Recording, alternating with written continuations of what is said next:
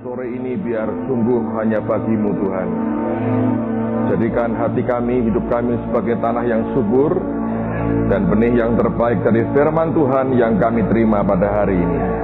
Terpujilah nama-Mu di dalam nama Tuhan Yesus.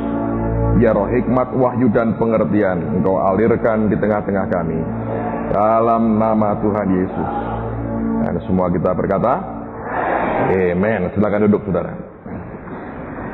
Baik, kita akan melanjutkan.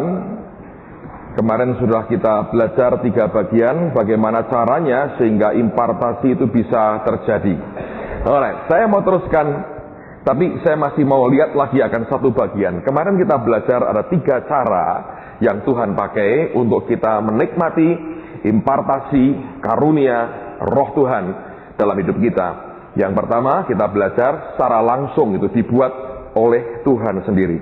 Yang kedua, melalui pergaulan secara dekat kita menikmati akan impartasi seperti itu. Tapi yang ketiga, kita belajar lewat perkataan yang diurapi atau lewat firman. Nah, mari lihat lagi sekarang pada Keluaran 18. Keluaran 18 ayat 13 sampai 27. Ada sebuah kisah menarik bagaimana terjadi pendelegasian lewat firman. Silakan Pastor. Keluaran 18 mulai 13 sampai 27. Baca baik-baik, ini menarik sekali ceritanya. Keluaran 18 ayat 13 sampai dengan 27. Pengangkatan hakim-hakim. Keesokan harinya duduklah Musa mengadili di antara bangsa itu, dan bangsa itu berdiri di depan Musa dari pagi sampai petang. Ketika mertua Musa melihat segala yang dilakukannya kepada bangsa itu, berkatalah ia, "Apakah ini yang kau lakukan kepada bangsa itu? Mengapakah engkau seorang diri saja yang duduk, sedang seluruh bangsa itu berdiri di depanmu dari pagi sampai petang?" Kata Musa kepada mertuanya itu, "Sebab bangsa ini datang kepadaku untuk menanyakan petunjuk Allah. Apabila ada perkara di antara mereka, maka mereka datang kepadaku dan aku mengadili antara yang seorang dan yang lain. Lagi pula aku memberitahukan kepada mereka ketetapan-ketetapan dan keputusan-keputusan Allah." Tetapi mertua Musa menjawabnya, "Tidak baik seperti yang kau lakukan itu. Engkau akan menjadi sangat lelah, baik engkau, baik bangsa yang beserta engkau ini. Sebab pekerjaan ini terlalu berat bagimu. Takkan sanggup engkau melakukannya seorang diri saja. Jadi sekarang dengarkanlah perkataanku, aku akan memberi nasihat kepadamu dan Allah akan menyertai engkau. Adapun engkau, wakililah bangsa itu di hadapan Allah, dan kau hadapkanlah perkara-perkara mereka kepada Allah. Kemudian haruslah engkau mengajarkan kepada mereka ketetapan-ketetapan dan keputusan-keputusan, dan memberitahukan kepada mereka jalan yang harus dijalani, dan pekerjaan yang harus dilakukan. Di samping itu, kau carilah dari seluruh bangsa itu orang-orang yang cakap dan takut akan Allah, orang-orang yang dapat dipercaya, dan yang benci kepada pengejaran suap. Tempatkanlah mereka di antara bangsa itu menjadi pemimpin 1.000 orang, pemimpin 100 orang, pemimpin 50 orang, dan pemimpin 10 orang. Dan sewaktu-waktu mereka harus mengadili di antara bangsa, maka segala perkara yang besar haruslah dihadapkan mereka kepadamu. Tetapi segala perkara yang kecil diadili mereka sendiri. Dengan demikian mereka meringankan pekerjaanmu, dan mereka bersama-sama dengan engkau turut menanggungnya. Jika engkau berbuat demikian dan Allah memerintahkan hal itu kepadamu, maka engkau akan sanggup menahannya, dan seluruh bangsa ini akan pulang dengan puas senang ke tempatnya." Musa mendengarkan perkataan mertuanya itu, dan dilakukannya segala yang dikatakannya. Dari seluruh orang Israel, Musa memilih orang-orang cakap dan mengangkat mereka menjadi kepala atas bangsa itu, menjadi pemimpin 1.000 orang, pemimpin 100 orang, pemimpin 50 orang, dan pemimpin 10 orang. Mereka ini mengadili di antara bangsa itu sewaktu-waktu. Perkara-perkara yang sukar dihadapkan mereka kepada Musa, tetapi perkara-perkara yang kecil diadili mereka sendiri. Kemudian Musa membiarkan mertuanya itu pergi, dan ia pulang ke negerinya. Nah, perhatikan bahwa Musa melakukan sendiri itu. Dari pagi sampai petang, orang berjajar nunggu dia. Sekarang ini ada masih banyak orang begitu ya, terfokus kepada satu orang. Ini sisi Ya, side effect ya, efek sampingan dari kalau Anda dipakai Tuhan. Orang akan mengejar saudara karena lebih gampang, ya toh? Daripada orang ngejar Tuhan, susah nggak terlihat, orang ngejar hamba Tuhan. Nah, ini berbahaya ya saudara ya. Karena kalau Anda menikmati ini, lama-lama kau bisa mencuri kemuliaan Tuhan. Yang kedua, kau tidak akan tahan, tubuhmu tidak akan tahan menerima seperti itu. Oke? Yitro melihat itu, dia berkata, ini repot ini. Kalau caranya begini nggak benar ini. Kemudian Yitro memberikan nasihat. Nah, ayat yang ke-20 saya akan membacakan buat Anda. Ini merupakan cara yang Yitro nasihatkan. Dia berkata, kemudian haruslah engkau mengajarkan kepada mereka, ada garis bawah itu, ketetapan-ketetapan dan keputusan-keputusan, dan memberitahukan kepada mereka jalan yang harus dijalani dan pekerjaan yang harus dilakukan. Dalam bahasa Inggrisnya akan berbeda sekali. Musa dinasihati bahwa untuk engkau bisa membuat para penatua ini berfungsi, ya, seperti yang engkau lakukan, dia berkata, teach them and show them. Dua kata berbeda.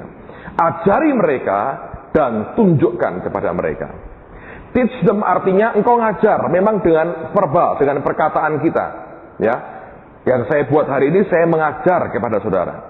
Tapi ini saja tidak cukup sebetulnya. Orang harus diajari dan ditunjukkan. Nah, kalau ini lewat pengajaran, ini lewat contoh. Lewat kesaksian hidup, lewat kenyataan yang kita gumulkan sama-sama. Orang kalau bergaul dekat, saudara bukan hanya mendengar pengajarannya, tapi saudara melihat langsung apa yang terjadi dalam pergumulan orang-orang itu. Nah, ini penting saudara. Saya menggunakan prinsip ini semaksimal saya bisa, terutama juga kepada keluarga saya dan anak-anak saya. Anak saya 3, dan saya tidak bisa dengan segampang-gampang itu ngotbahi mereka tiap hari. Itu nggak berguna banyak, ya. Tapi ini yang saya buat saudara. Kami suami istri terbuka, open.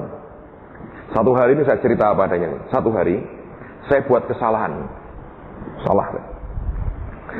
Saya ini di depan beberapa orang, I think karena sudah too much, terlalu banyak pressure-nya. Anda yang ngerti kalau terlalu banyak pressure-nya, tiba-tiba bisa sumbu pendek, bisa emosi, bisa meletusnya tinggi sekali. Saya tidak ngomong keras, saudara, dalam pengertian volumenya tinggi, tapi saya ngomong dengan nada yang tidak baik kepada istri saya di depan beberapa orang. Dan buat istri saya itu sesuatu yang langsung dia bereaksi. Dan saya tahu dia marah, dia nggak suka gitu. Dan tidak seharusnya saya buat begitu ya, saudara. Anda ngerti? Tapi seringkali tanpa sadar kan kita lakukan itu. Tapi saya buat itu, saudara. Saya buat itu.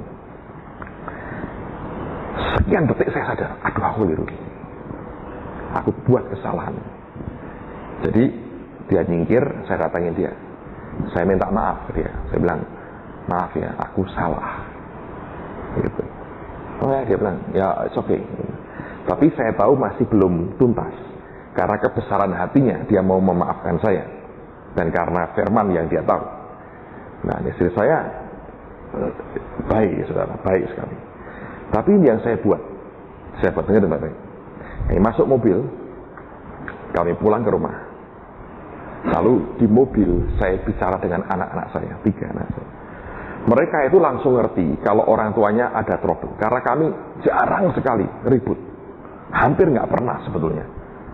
Sesekali muncul, manusia dagingnya masih tumbuh, saudara. Tapi ada saat itu muncul. Dan itu mereka ngerti, karena itu bukan hal yang wajar buat hubungan kami. Anak-anak tidak bisa, mereka hampir tidak pernah lihat itu, bahwa orang tuanya sedang ada sesuatu. Begitu ada sesuatu yang aneh, tidak lazim, mereka tahu.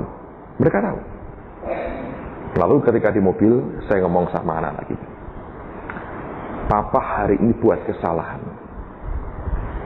Papa mau cerita, supaya anak-anak jangan tiru perbuatan Papa. Itu di mobil, di depan istri saya, di depan ketiga anak saya. Mereka diam, dengerin saya ngomong. Papa tadi berbuat begini. Papa salah. Ini jangan ditiru yang seperti ini.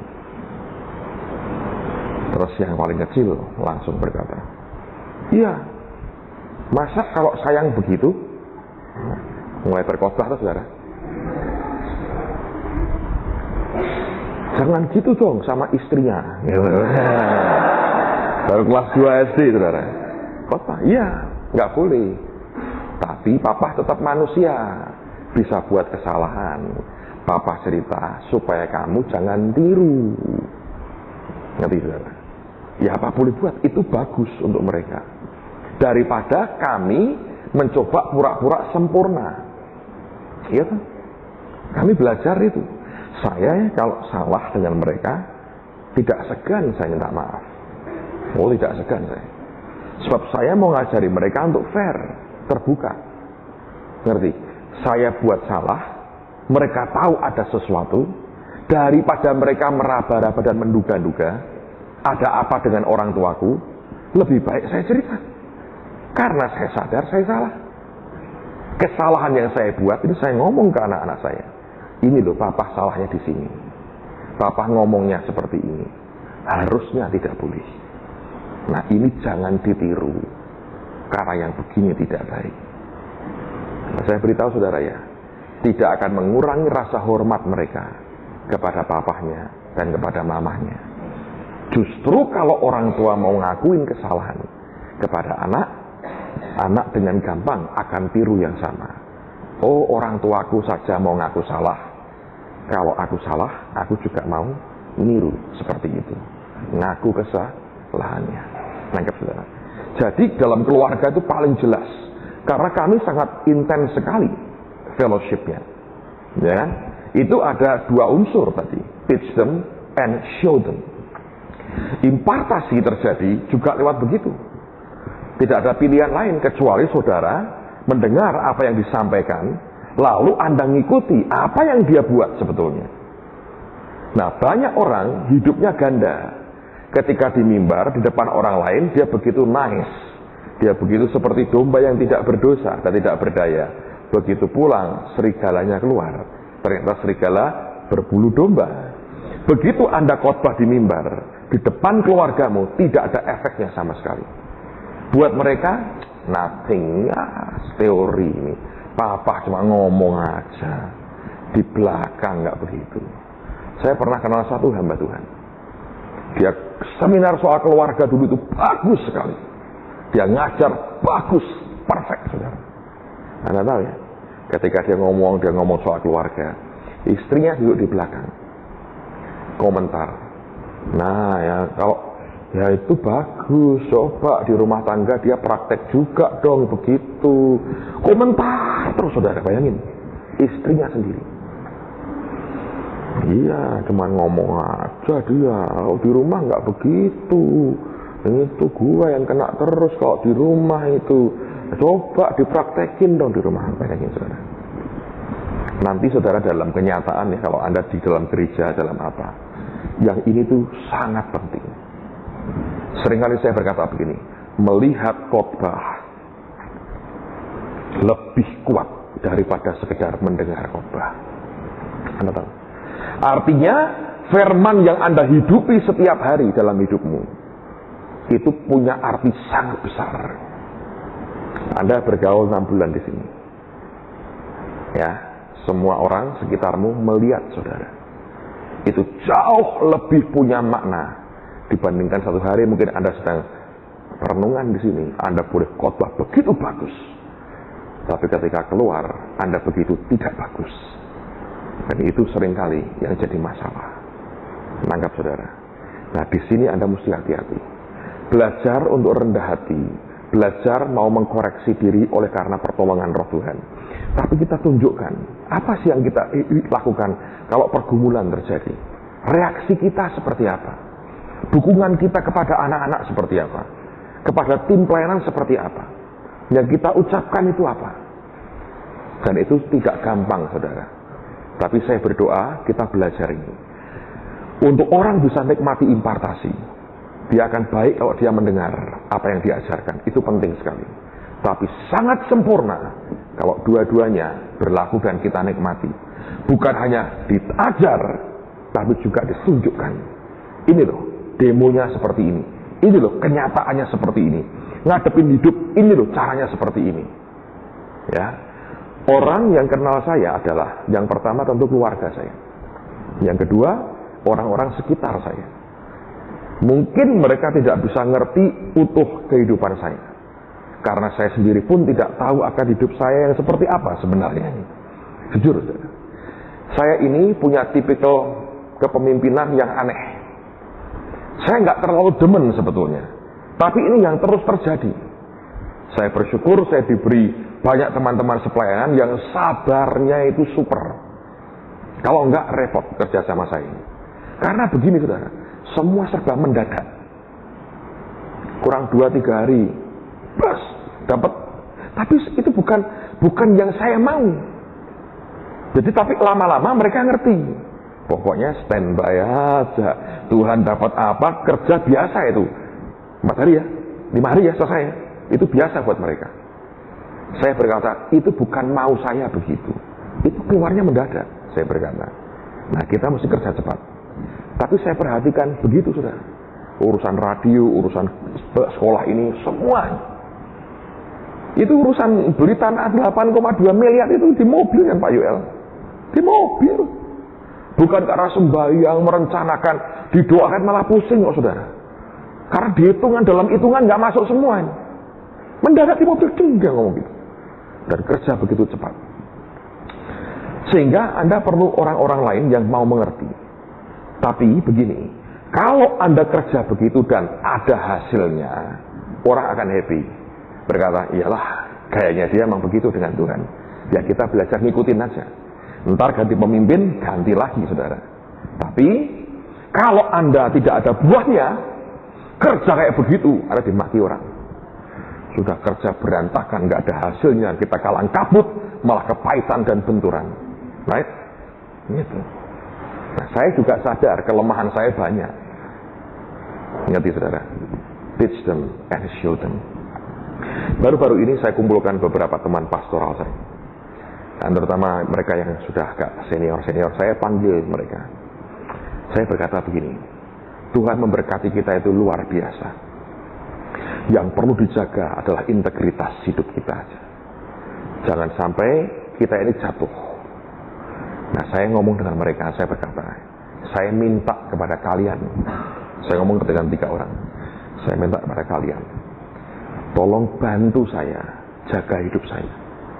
Kalau kamu lihat sesuatu gejala yang rasanya membahayakan, yang bisa membuat orang jatuh dan tersandung, cepat beritahu saya. Saya bilang jangan sungkan ngomong. Bilang Pak, hati-hati. Itu aja aku sudah ngerti. Kalau kamu sungkan, kamu tidak mengasihi saya. Jadi saya minta dengan mereka. Officially, resmi saya minta. Karena kadang-kadang orang segan negur saudara. Anda tahu, saya juga tahu. Dan saya beritahu ya, itu sangat tidak menguntungkan.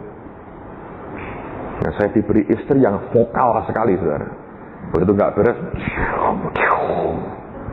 dia itu security bodyguard paling hebat di dunia untuk saya. Well, tapi itu bagian dari kenyataan. Kalau Anda hanya suruh ngajar toh, Anda bisa punya yang sempurna. Tapi mana ada orang sempurna?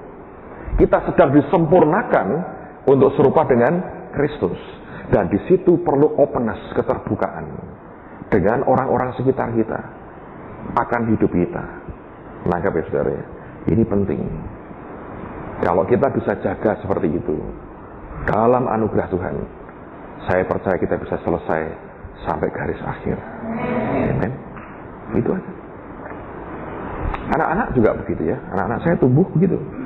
Kami belajar untuk bicara terbuka apa adanya. Belajar untuk ngerti keadaan apa yang ada. Semua. Apa yang kami punya, apa yang itu aja. Dan mereka nikmati kehidupan yang ada.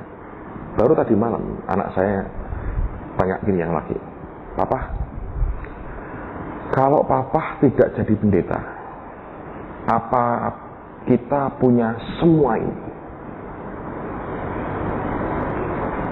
Itu kritis, saudara. Dia bilang, kalau papa tidak jadi pendeta, apakah papa punya semua ini? Nah, saya bilang begini, karena Tuhan yang panggil papa jadi hamba Tuhan. Kalau papa tidak taat, semua ini tidak ada. Tapi kalau papa tidak dipanggil jadi hamba Tuhan, dipanggil jadi pengusaha, dan papa taat, papa juga tetap akan punya semua ini. Dan bisa lebih dari ini. Bukan soal pendeta atau tidak pendeta, tapi bagaimana ikut yang Tuhan perintahkan. Nanti, saudara. Nah, memang dari itu membentuk akan pola pikirnya, sehingga bisa terjadi tanda petik muncul ekses sampingan. Nah, saya cerita ini. Anak saya yang kedua itu SD kelas 6, tes di S1 SMP, di psikotes, saudara. Ada pertanyaan begini, apa yang akan kamu kerjakan kalau kamu menghadapi persoalan? Secara ilmu jiwanya diharapkan apa? Oh, saya akan berusaha, saya akan tak tolong orang tua, saya akan tak tolong teman, mungkin gitu kan harapannya. Dan dia jawabannya rohani. Tahu dia mau ngomong? Terus gini, menyerahkan persoalan sebesar-besarnya kepada Tuhan Yesus. Ini psikotes, bukan pelajaran agama. Loh, kalau dunia dipisahkan, ya toh? Anda kalau agama, yang agama jawabannya gini. Tapi pertanyaan yang sama untuk pelajaran PPKN misalnya, Anda diminta jadi seorang politikus, ini jawabnya. Untuk pelajaran sosiologi lain lagi mungkin. Ini psikotes untuk ngerti intelijensianya dia dan karakternya. Jawabannya, jawaban agama pikirnya. Dipikir ini anak tidak punya daya juang, punya persoalan, menyerahkan persoalan sebesar-besarnya kepada Tuhan Yesus, jawabannya. Gurunya baca tertawa, saudara, dicoret matinya. Nah, tapi saya bilang sama dia, kamu bener nak? Dia tuh apa? Bener. Punya persoalan, serahkan ke Tuhan Yesus. Bener nggak, saudara? Bener. Ngerti ya? Tapi itu hasil dari dua ini, teach them and show them. Apapun yang dilewati, selalu kita bilang, datang ke Tuhan, minta ke Tuhan, tanya ke Tuhan, ngomong sama Tuhan. Dengan itu bentuk sesuatu dalam hidup mereka. Termasuk yang saya katakan, kesalahan yang orang tua buat. Saya ngomong apa adanya, supaya mereka belajar tidak ditiru yang seperti itu. Tadi pagi kan saya cerita kekonyolan saya. Saya tidak segan cerita, saudara. Karena supaya Anda tidak niru. Walaupun kenyataannya tetap banyak yang nekat niru juga kekonyolan yang sama. Dasar daging ini kalau belum kebentur betul, belum mau menyerah. Jadi saya harap Anda dan saya belajar dari ini, oke? Teruskan lagi sekarang pada poin yang keempat. Impartasi atau transfer itu yang keempat bisa lewat penumpangan tangan. Lihat 2 Timotius 1 ayat yang ke-6. Silahkan Haston. 2 Timotius pasal yang pertama ayat yang ke-6. Lihat Alkitab mengatakan transfer impartasi lewat penumpangan tangan. 2 Timotius 1 ayat yang ke-6. Karena itulah kuperingatkan engkau untuk mengobarkan karunia Allah yang ada padamu oleh penumpangan tanganku atasmu. Lihat, karunia Allah itu ada padamu oleh atau by penumpangan tanganku atasmu. Satu hari Paulus tumpangkan tangannya pada Timotius, dan waktu ditumpangi tangan itulah karunia Tuhan turun. Amen, saudara. Ini penumpangan tangan. Saya pernah ngalami, saya ini pernah didoakan oleh banyak hamba Tuhan. Tapi yang paling ngeri, tanda petik ini, waktu didoakan Morris Serulu. Belum pernah saya ngalami seperti itu. Ini kapan ya? 2 tahun lalu atau 2 tahun lalu kira-kira. Beliau datang ke Semarang, naik jet pribadi. Terlambat beberapa jam. Yang kita sewa gedung di Simpang 5. Penuh sesak, orang nyanyi, terus nunggu Morris Sirulu. Ya sudah, kan saya harus menerjemahkan beliau. Rombongan rame-rame. Pendeta Raymond Mui juga menyertai dengan istrinya. Jadi, begitu sampai dia tiba di gedung, Dia bilang, yang menerjemahkan saya mana? Saya dipanggil, terus doanya aneh. Dia nggak doa numpangi tangan begini, nggak, saudara. Itu kan pendek orangnya. Pendek dari saya, sekian lah. Jadi dia bilang ini, pandang mata saya. Wah ya, pandang matanya begini kan, saudara. Dia pegang kepala saya. Ini jidat dengan jidat bersatu. Doakan begini, nempel gini, saudara. Pernah kan digituin? Ngeri sekali. Benar-benar seru itu. Kok usah mimbar. Kayak singa. Waduh, ngeri. Tapi itu bagian dari apa yang dilewati. Nah, pengurapan bisa muncul dengan penumpangan tangan. Ya, nanti akan makin banyak hamba Tuhan melayani Anda dengan penumpangan tangan. Hamba Tuhan mau tumpangi tangan, Anda terima dengan iman. Sebab itu sarana untuk transfer diberi. Ingat, pada waktu hak kesulungan diberi itu juga tumpangi tangan sebenarnya. Ya, salurkan apa yang dari Tuhan. Lagi, coba lihat di Ulangan 34 ayat yang ke-9. Ulangan 34 ayat yang ke-9. Ulangan 34 ayat yang ke-9.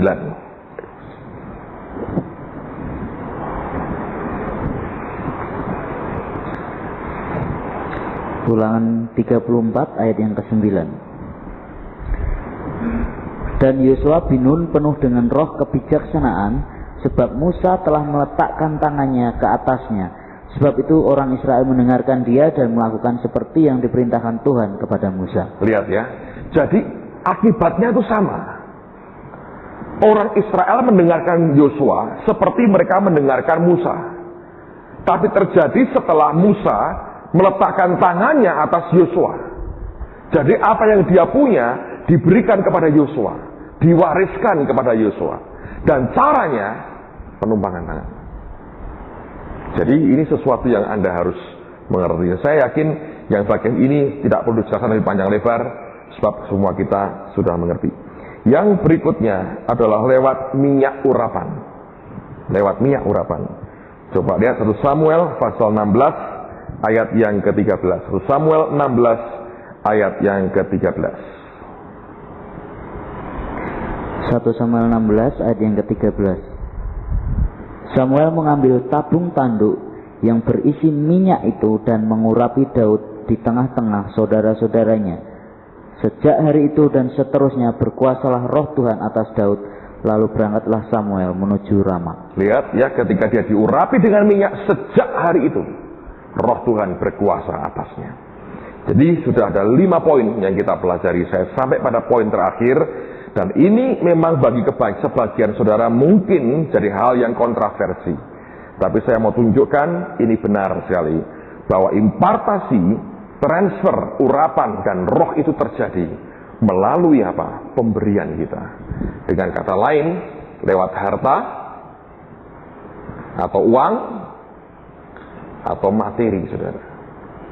Nah, jangan salah mengerti bahwa kalau begitu bisa dibeli, Pak. Tidak bisa. Ingat, Simon yang bekas penyihir mencoba membeli itu dengan memberikan uangnya. Dan Petrus marah sekali. Sebab karunia tidak bisa dibeli. Tetapi, ini ajaib. Transfer karunia, roh dan sebagainya, itu bisa lewat pemberian secara materi. Nah, mari saya buktikan. Ada story menarik. Lihat di 2 Raja-Raja 5. 2 Raja-Raja 5, lihat ayat 14 sampai 27. Coba, ini cerita menarik sekali. Lihat contoh ini. 2 Raja-Raja 5, 14 sampai 27. Silakan. 2 Raja-Raja 5 ayat 14 sampai 27. Maka turunlah ia membenamkan dirinya 7 kali dalam sungai Yordan sesuai dengan perkataan abdi Allah itu. Lalu pulihlah tubuhnya kembali seperti tubuh seorang anak dan ia menjadi tahir. Kemudian kembalilah ia dengan seluruh pasukannya kepada abdi Allah itu.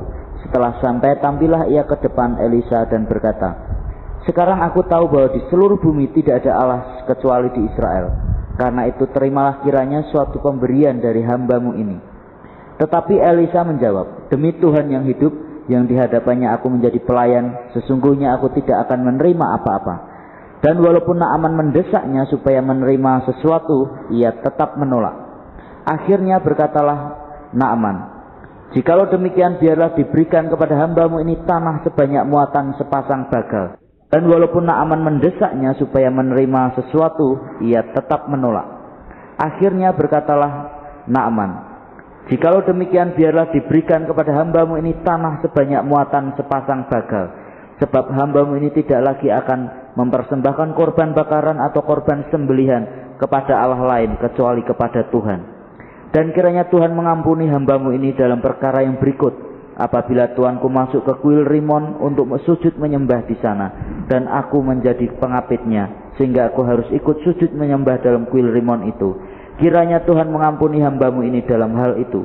Maka berkatalah Elisa kepadanya, pergilah dengan selamat. Setelah Naaman berjalan tidak berapa jauh daripadanya, berpikirlah Gehazi bujang Elisa abdi Allah, sesungguhnya tuanku terlalu menyegani Naaman orang Aram ini dengan tidak menerima persembahan yang dibawanya. Demi Tuhan yang hidup, sesungguhnya aku akan berlari mengejar dia dan akan menerima sesuatu daripadanya. Lalu Gehazi mengejar Naaman dari belakang. Ketika Naaman melihat ada orang berlari-lari mengejarnya, turunlah ia dengan segera dari atas kereta untuk mendapatkan dia dan berkata, selamat. Jawabnya, selamat. Tuanku Elisa menyuruh aku mengatakan, baru saja datang kepadaku 2 orang muda dari pegunungan Efraim, dari antara rombongan Nabi. Baiklah, berikan kepada mereka setalenta perak dan 2 potong pakaian. Naaman berkata, silakan ambillah 2 talenta. Naaman mendesak dia dan membungkus 2 talenta perak dalam 2 pundi-pundi dan 2 potong pakaian, lalu memberikannya kepada 2 bujangnya. Mereka ini mengangkut semuanya di depan Gehazi. Setelah mereka sampai ke bukit, disambutnyalah dari tangan mereka, disimpannya di rumah dan disuruhnya kedua orang itu pergi, maka pergilah mereka. Baru saja Gehazi masuk dan tampil ke depan tuannya, berkatalah Elisa kepadanya, dari mana Gehazi? Jawabnya, hambamu ini tidak pergi kemana-mana. Tetapi kata Elisa kepadanya, bukankah hatiku ikut pergi ketika orang itu turun dari atas keretanya mendapatkan engkau? Maka sekarang engkau telah menerima perak dan dengan itu dapat memperoleh kebun-kebun, kebun zaitun, kebun anggur, kambing domba, lembu sapi, budak laki-laki dan budak perempuan. Tetapi penyakit kusta Naaman akan melekat kepadamu dan kepada anak cucumu untuk selama-lamanya. Maka keluarlah Gehazi dari depannya dengan kena kusta putih seperti salju. Saya mau tanya kepada saudara, kenapa pemberian Naaman ditolak oleh siapa? Elisa. Ayo, yang mau jawab angkat tangan. Kenapa? Transfer penyakit, karena itu ditolak oleh Elisa. Ada lagi? Kenapa? Transfer kutuk. Ada lagi? Setelah disembuhkan baru memberi. Oke, ada lagi?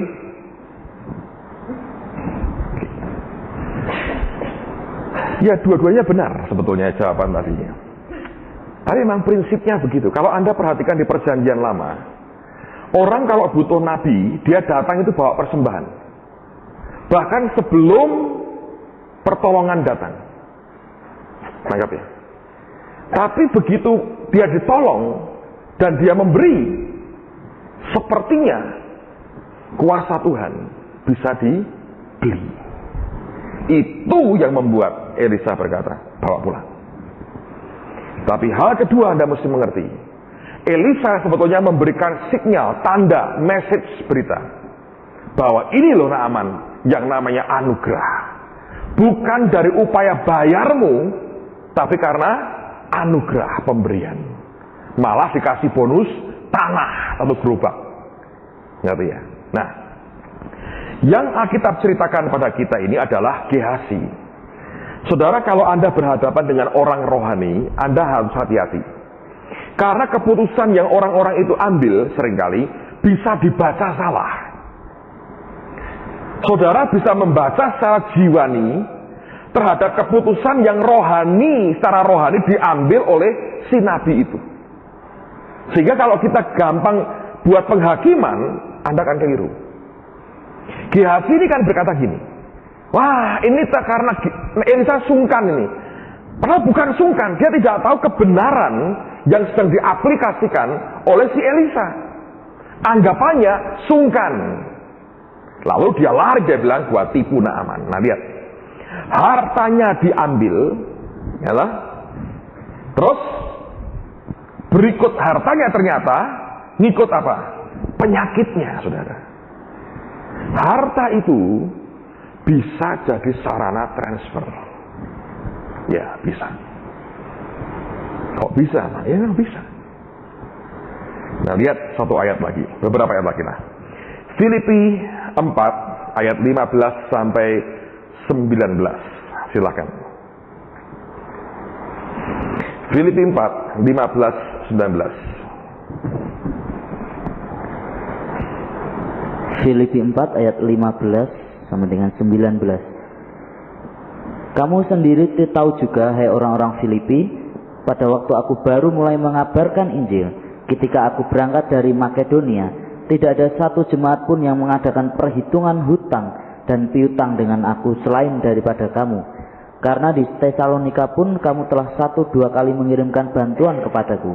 Tetapi yang kuutamakan bukanlah pemberian itu, melainkan buahnya yang makin memperbesar keuntunganmu. Kini aku telah menerima semua yang perlu daripadamu, malahan lebih daripada itu. Aku berkelimpahan, karena aku telah menerima kirimanmu dari Epafroditus, suatu persembahan yang harum, suatu korban yang disukai, dan yang berkenan kepada Allah. Allahku akan memenuhi segala keperluanmu menurut kekayaan dan kemuliaannya dalam Kristus Yesus. Nah, perhatikan saudara. Sebenarnya bukan hutang piutang, tapi giving and receiving, memberi dan menerima. Kalau Anda baca surat ini, akan sangat jelas indikasinya bahwa dari antara semua jemaat yang Paulus dirikan, hanya satu jemaat yang all out di belakangnya dalam hal keuangan, yaitu jemaat Filipi. Mereka memberi dengan segenap hati dalam segala keberadaannya. Mereka dukung pelayanannya Paulus dalam hal keuangan. Nah, ketika mereka memberi begitu rupa kepada Paulus, Paulus mengatakan, cuman kamu yang ngerti soal bukan hutang piutang, tapi giving and receiving, memberi dan menerima. Nah, mereka memberi harta duniawi, mereka menerima harta yang surgawi. Lihat di Filipi 1 ayat 7, apa yang Paulus katakan. Filipi 1 ayat yang ke-7. Silakan, Astor. Filipi 1 ayat 7. Memang sudahlah sepatutnya aku berpikir demikian akan kamu semua, sebab kamu ada di dalam hatiku, oleh karena kamu semua turut mendapat bagian dalam kasih karunia yang diberikan kepadaku, baik pada waktu aku dipenjarakan maupun pada waktu aku membela dan meneguhkan berita Injil. Dia berkata, kamu itu turut ambil bagian dalam apa? Kasih karunia yang diberikan kepadaku. Itu kan spiritual things, hal-hal yang spiritual. Yang Paulus terima yang rohani, itu dia berkata, kamu orang Filipi berhak ikut menerimanya. Sebab cuman kamu yang tahu soal memberi dan menerima. Jadi secara rohani, saudara, ini punya peran. Kok bisa, Pak? Sederhana. Yesus berkata apa? Di mana hartamu berada, di situ hatimu berada. Jadi begini ya. Kalau harta saya ini saya berikan kepada satu ministry atau apapun atau hamba Tuhan, saya berkata ini saya beri harta saya. Ya. Tidak boleh ngawur karena gambling, karena Anda mau beli loh. Itu harus karena dorongan Roh Kudus. Ini loh, berkati. Anda beri. Oke? Begitu Anda beri, saudara, maka hatimu itu ada pada orang ini. Nah, hati yang tertuju kepada orang inilah salurannya yang membuat apa yang dia terima masuk dalam hidupmu. Ngerti? Banyak orang tidak paham ini, sehingga mereka berpikir nggak ada kaitannya. Saya berkata, Alkitab mengajar kuat kaitannya. Nah, lihat sekarang di Matius 10 ayat 40 sampai 42. Dengan ini akan jelas sekali. Matius 10 ayat 40 sampai dengan ayat yang ke-42. Matius 10 ayat 40 dan sampai dengan 42. Matius 10 ayat yang ke-40 sampai 42. Barang siapa menyambut kamu, ia menyambut aku, dan barang siapa menyambut aku, ia menyambut dia yang mengutus aku. Barang siapa menyambut seorang nabi sebagai nabi, ia akan menerima upah nabi. Dan barang siapa menyambut seorang benar sebagai orang benar, ia akan menerima upah orang benar. Dan barang siapa memberi air sejuk secangkir saja pun kepada salah seorang yang kecil ini karena ia muridku, aku berkata kepadamu sesungguhnya ia tidak akan kehilangan upahnya daripadanya. Amen. Anda nyambut nabi, nerima nabi sebagai nabi, Anda terima apa? Upahnya nabi. Jadi kalau nerima nabi itu dalam pengertian apa? Ya tentu secara materinya. Anda terima, Anda beri makan, Anda perlakukan dengan baik, ya kan? Anda berkati hidupnya, lalu engkau terima upah nabi. Jadi rupanya ini punya kaitan, saudara. Nah, beberapa tahun lalu kami ada tamu hamba Tuhan dari Amerika, namanya Gary Oliver. Beliau sibuk sekarang karena merintis gereja di Atlanta. Tapi tahun itu kami diberkati beliau bisa hadir. Kapan-kapan diputerin konsernya Gary Oliver ya di sini, Haso. Anda akan senang sekali. Ini orang putih tapi kumpulnya sama orang hitam. Jadi gayanya seperti orang hitam, saudara. Tapi putih kulitnya, orang Amerika. Dia ministry di tempat kami beberapa hari dan diberkati sekali. Lalu kemudian satu hari pada waktu makan siang sebelum besoknya pulang ke Amerika, dia berkata pada saya begini, Pastor, saya ingin menabur sesuatu untuk gerejamu. Tapi mohon jangan tersinggung karena kalau lihat jumlahnya. Saya bilang, ya oke aja. Saya bilang kalau kamu yakin Tuhan suruh, iya Tuhan suruh. Dia keluarkan dari dompetnya uang $1. Ini uang yang sama yang dia beri. Sudah saya tukar uang rupiah, jadi saya tidak utang dengan siapa-siapa. Ini uang yang sama, sudah kucel begini dan sudah banyak robek-robeknya. Ini uang $1. Terus dia cerita begini, ini ada pengalaman dengan uang ini. Satu hari saya sedang melayani sebuah gereja, saya nyanyi.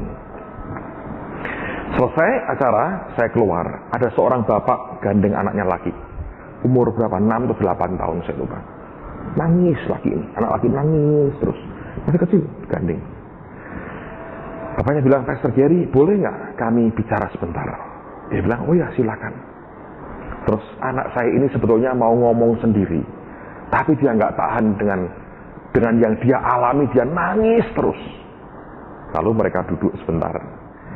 Lalu bapaknya berkata gini, tadi waktu Anda memuji Tuhan, melayani kami, Tuhan itu ngomong sama anak saya. Nah ini yang membuat ini anak nangis. Tuhan ngomong gini, nak, kamu mau kalau satu kali aku pakai kamu seperti Gary Oliver? Dia kaget, Tuhan ngomong sama dia. Dia bilang, mau Tuhan, aku mau. Kalau mau, berkati dia. Uang yang kamu punya, kasihkan ke dia. Nanti satu hari, aku akan pakai kamu seperti dia. Nangis, saudara. Dia lihat dompetnya, tinggal cuman ini yang dia punya. Ya ini uang ini, saudara. Itu, saudara. Terus kemudian, dia cerita ke papanya sambil nangis. Bapaknya bilang, ayo aku antar, serahkan ke dia. Jadi ini anak sambil nangis. Dia berikan ini uang $1. Selama 2 minggu, ini uang di dompetnya Gary Oliver. Mau dibelanjakan, nggak tega, saudara. Sebab ini pemberian anak kecil, nangis terus. Dan dia bilang, Tuhan yang suruh memberikan ini.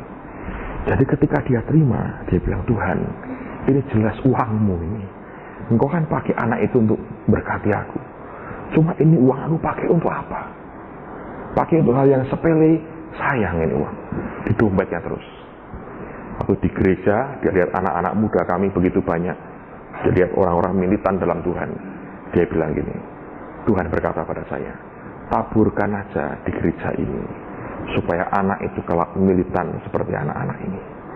Jadi dia ngomong ke saya, tolong kamu terima uang $1 ini demi dia supaya kelak jadi hamba Tuhan dan militan. Saya terima, saya bingung juga mau dipakai untuk apa, saudara. Tak tukar uang rupiah senilai yang sama, saya masukkan kas gereja yang ini di dompet saya beberapa tahun terakhir, saudara. Sekaligus saksi hidup Anak umur 6 atau 8 tahun diajari Tuhan. Kamu mau aku pakai seperti dia? Beri. Tapi Anda tidak bisa gini, oh kalau begitu, kalau ada hamba Tuhan diurapi, gua kasih duit. Nggak bisa, jangan dibalik. Jangan dibalik. Saya berkata, ini bisa karena ini, tapi ini bukan the only option. Ini bukan satu-satunya pilihan. Enggak. Satu di antaranya. Tapi saya berkata, iya, lewat ini memang bisa. Orang bisa mengalami transfer urapan Tuhan lewat itu. Saya mengalami yang sama. Saya mengalami yang sama. Saya sudah sekian tahun, beberapa tahun itu saya ikut KKR-nya Benny Hinn. Ditawari siapa mau jadi partnernya, dia memberi. Saya bilang enggak lah, susah, repot, dan dolar rupiah kan ngedrop terus, saudara. Ya, saya bilang enggak. Satu hari saya ikut, saudara, lagi KKR, belum dimulai diumumkan begitu, dan Tuhan ngomong gini, apa kamu nggak kepingin satu hari kamu mendoakan orang sakit dan disembuhkan Tuhanmu? Saya bilang ya kepingin Tuhan, karena itulah aku sering ikut seminarnya dia, aku bilang, dan itu nolong orang tuh. Dia bilang, nabur tuh, support pelayanannya. Sejak itu kami lakukan, saudara, sampai hari ini. Nah, Tuhan ngajari, tapi Anda tidak boleh sengaja meng-create begitu, karena engkau kayak Simon, si tukang sihir itu. Ini uang ini, berikan karunia kepadaku. Lalu Petrus berkata, binasalah engkau bersama dengan uangmu. Saudara, saya nggak mengatakan itu kepada Anda. Tapi Alkitab yang berkata begitu. Engkau tidak pernah bisa beli karunia dengan uang, tidak bisa. Saudara hanya bisa kalau Tuhan suruh. Pada saat tertentu dia arahkan saudara, ini berkati dia. Dan luar biasa, saudara. Ini akan membuat hidup kita berubah. Nanti dalam kesempatan lain, saya akan spesial mengajar Anda soal keuangan secara alkitabiah. Dan itu akan menjadi terobosan dalam kehidupan Anda. Amen. So, kita sudah belajar sekarang. Nah, yang terakhir, apa sih tujuannya impartasi seperti ini? Ya kan? Ada 6 cara yang sudah kita pelajari. Yang terakhir kita bertanya, untuk apa impartasi? Sekedar iseng atau apa? Pengkeloningan karunia atau apa? Iya toh? Impartasi seperti apapun tidak bisa membuat kita persis sama dengan yang Tuhan pakai untuk mengimpartasi. Tujuannya apa? Nah, lihat ayat yang terakhir sebelum kita selesai, Bilangan 11 ayat 16 dan ayat yang ke-17. Bilangan pasal 11 ayat yang ke-16 dan ayat yang ke-17. Silakan Astor. Bilangan 11 ayat 16 dan 17. Lalu berfirmanlah Tuhan kepada Musa, kumpulkanlah di hadapanku dari antara para tua-tua Israel 70 orang yang kau ketahui menjadi tua-tua bangsa dan pengatur pasukannya. Kemudian bawalah mereka ke kemah pertemuan supaya mereka berdiri di sana bersama-sama dengan engkau. Maka aku akan turun dan berbicara dengan engkau di sana. Lalu sebagian dari roh yang hinggap padamu itu akan kuambil dan kutaruh atas mereka. Maka mereka bersama-sama dengan engkau akan memikul tanggung jawab atas bangsa itu. Jadi tidak usah lagi engkau seorang diri memikulnya. Jadi tujuan Allah, ya, membuat impartasi terjadi bukan semata-mata pengkloningan akan orang tertentu atau karunia tertentu. Tapi di ultimate goal-nya, goal utamanya adalah supaya berbagi tanggung jawab. Semua karunia yang Allah berikan kepada kita itu ada unsur tanggung jawabnya. Dan ini yang seringkali diabaikan. Karena orang lebih suka akan kenikmatannya, kesenangannya yang ditimbulkan karena karunia itu atau karena urapan tertentu. Orang berkata, saya ingin ini, saya mau ini, supaya aku bisa begini. Tapi orang hanya memikirkan sisi kesenangannya. Orang lupa akan sisi tanggung jawabnya. Nah, saya berdoa saudara paham ini. Kalau Allah memberikan impartasi kepada kita, Dalam 6 bulan ini kalau Tuhan kerja luar biasa dalam hidupmu, engkau mengalami begitu banyak dari Tuhan, engkau terima begitu banyak, ingat, goalnya adalah Tuhan mau Anda ikut bertanggung jawab, menyelesaikan akan pekerjaan Bapa di atas muka bumi ini, sampai kerajaan surga berdiri di muka bumi ini. Bukan untuk membuat Anda jadi terkenal, nanti malah tercemar, saudara. Amen. Ini harus dimengerti. Karena itu daging harus disangkal dan disalibkan. Jiwa kita mesti disangkal dan disalibkan. Tidak ada pilihan lain. Harus itu. Karena dengan begitu Anda bukan hanya mengejar kesenangannya. Memang ketika roh Tuhan kerja, ketika orang mengalami mujizat dalam hidup kita punya kegairahan yang luar biasa. Kita berkata, wow, ini luar biasa, ini dahsyat sekali. Semua orang senang. Tapi di balik itu ada tanggung jawab yang tidak ringan yang kita harus selesaikan di hadapan Tuhan. Saya berdoa bukan sekedar itu yang kita mau cari, kesenangan saja. Tapi Anda mengerti ada tanggung jawab yang harus diselesaikan. Amen. Tutup Alkitab, mari berdiri sama-sama. Haleluya.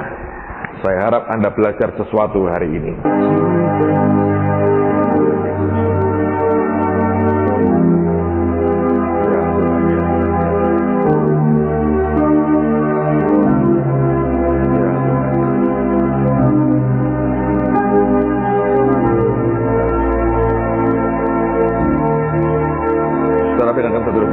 Coba buka mata saudara. Ini yang tadi Tuhan ngomong dengan saya. Malam ini Anda ambil waktu ya, supaya begini dengan Tuhan. Nanti saudara akan ngalami begini. Tiba-tiba di dalam mulut kayak ada yang nyentuh Anda, dekat saudara. Itu rohnya. Anda akan menikmati fellowship, persekutuan dalam roh dengan Tuhan secara pribadi. Begitu Anda ngalami itu, Anda belajar begini. Anda belajar untuk tenang dengan Tuhan. Karena seringkali yang bergolak banyak itu jiwa kita dan emosi kita. Kalau teriak-teriak dengan Tuhan, ya nggak apa-apa kalau memang harus ada yang dikeluarkan dengan Tuhan. Tapi kalau tidak, coba belajar gitu. Coba teduh aja dengan tenang. Biarin, kadang-kadang dia nggak ngomong apa-apa, saudara. Dia hanya mau meluk saudara di dalam kita. Karena roh itu kan di dalam kita. Seringkali kan ada kayak di luar, mana ya Tuhan, apimu nggak ada. Inside of us, di dalam kita. Kalau dia peluk kita, ya diam aja. Anda akan secure, Anda akan aman, Anda akan teduh, Anda nikmati dia. Itu luar biasa. Kalau diam aja. Nanti Anda ngapain itu? Tenang. Ya. Nah, kalau Anda sudah mulai ngalami seperti itu hari ini nanti, karena tadi Tuhan ngomong sama Anda akan ngalami itu. Lalu setiap kali Anda dengar firman kayak begini ya, Anda ngomong sama Roh Kudus, Roh Kudus, tolong aku Tuhan. Tuhan, aku ngerti. Nanti tiba-tiba ada pemahaman-pemahaman yang di luar yang disampaikan. Anda kebuka sendiri. Nah, kalau kebuka, ngerti. Ya, Anda kalau nyalet bukan karena kami akan periksa, jangan. Di luar ini tiba-tiba nyimpang, ngerti. Saya kalau dengar orang khotbah saya begitu. Tuhan, aku diajari ya Tuhan. Nanti orangnya ngomong ke utara gitu ya misalnya ya. Tiba-tiba ada satu bagian membuat saya belok ke barat. Ya saya tetap dengerin dia, respect loh dengar yang nyampaikan firman. Tapi diam saya tulis yang Tuhan ngomong. Nyebar. Terus saya kotain sendiri. Ini yang penyimpangan dari yang dikhotbahkan. Tapi ini Tuhan ngajar. Nangkep ya saudara. Ini yang membuat berbeda. Saudara punya quality dalam fellowshipmu dengan Roh Kudus. Sejak itu akan ada passion, gairah dengan Tuhan. Kenapa banyak orang Kristen kering? Karena ininya nggak ada. Ya, kita mencari yang di luar, dia di dalam kita. Saya tahun 92 ngalami Tuhan.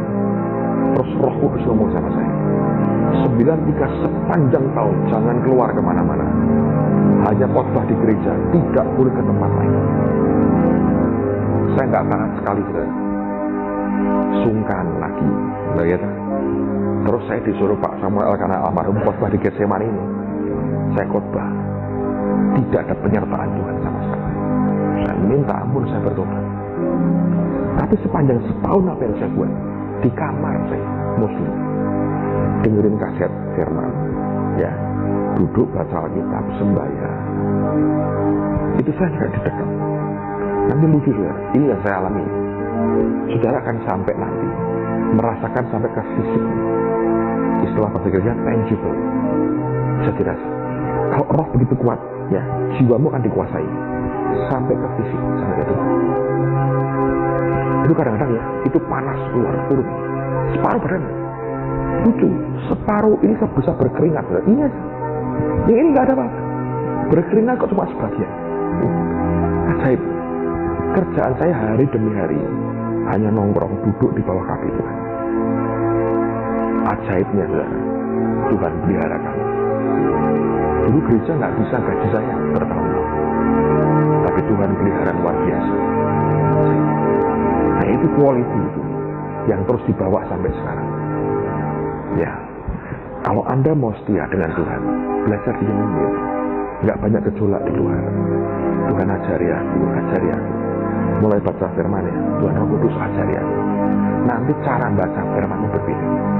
Lihat ayat itu salah. Kau bisa tahu ini, tahu itu. Bagus. Saya ini bukan seorang penyanyi, saudara. Tapi kalau saya naik mimbar, saya nyembah Tuhan. I think orang tahu ada sesuatu. Dari mana itu? Fellowship, persekutuan dengan Roh Tuhan sendiri. Ya, saya dorong Anda pakai waktu, spend time yang banyak, ngobrol dengan teman baik, sharing bagus. Tapi kalau Tuhan ngomong begini, belajar sendiri. Ya, mungkin sampai jam berapa gua bisa dipakai. Kalau Anda lihat kosong, pakai aja gua beberapa jam sebelum waktu tidur. Kalau nggak di kamar pun sendiri nggak apa-apa. Anda akan menikmati sesuatu yang luar biasa. Ini membuat kita tidak pernah kesepian. Nggak pernah kesepian. Terus lihat ini gini, kayak kontak terus dengan Tuhan. Tuhan, Engkau mau apa? Engkau mau apa? Engkau mau apa? Ya, nanti Anda akan ngerti seperti yang saya pernah ajarkan, berdoa dalam roh itu. Ya, Anda tanya, apa maumu Tuhan? Apa mau? Dia mungkin tidak ngomong apa-apa, tapi satu sentuhan Tuhan dalam roh kita, aduh, membuat perbedaan, saudara. Saya ada kabar baik, Tuhan mengasihi Anda semua dan saya. Ya, mari Anda sama-sama saya. Ya, apa-apa kalau Tuhan, tolong anak-anakmu, tolong anak-anakmu. Roh Kudus, terima kasih karena Engkau mau memberikan pengalaman yang indah dalam hidup anak-anakmu. Sesuatu yang belum pernah mereka alami. Dan biar mulai malam ini mereka mengalami Engkau sendiri. Ya Tuhan, ya Tuhan, ya Tuhan, ya Tuhan. Tolong kami Tuhan, tolong kami. Silakan Roh Kudus. Anda belajar aja, lepasin hati, buka aja. Biarkan dia dekat Anda, pakai beberapa menit ini. Dengan Tuhan aja, dengan Tuhan aja. Ya, ya Tuhan.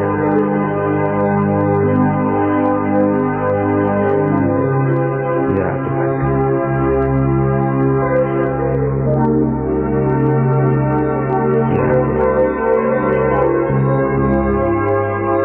Ya Tuhan.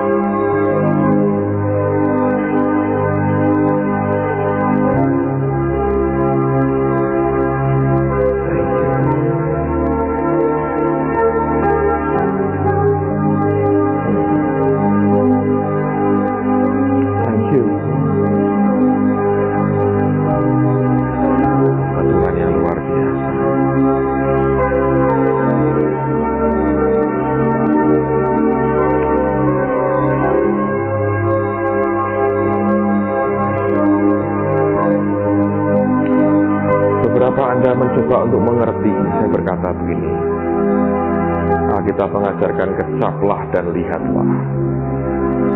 Sebelum engkau mengerti, sebelum engkau melihat, engkau sudah bisa menikmatinya malam ini.